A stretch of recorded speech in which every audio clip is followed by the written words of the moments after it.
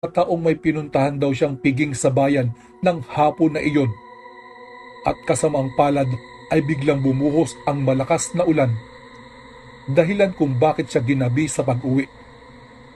Habang naglalakad daw si Lolo Robino ng gabing iyon, ay bigla na lang daw siyang natigilan nang hindi umano'y nakarinig siya ng saklulo.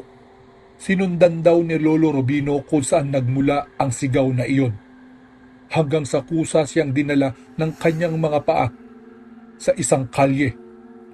Ngunit kagad siyang napatago matapos niyang masaksihan ang isang napakalaking aso na nakatayo sa harapan ng isang babae ng mga oras na iyon ay nakahandusay na.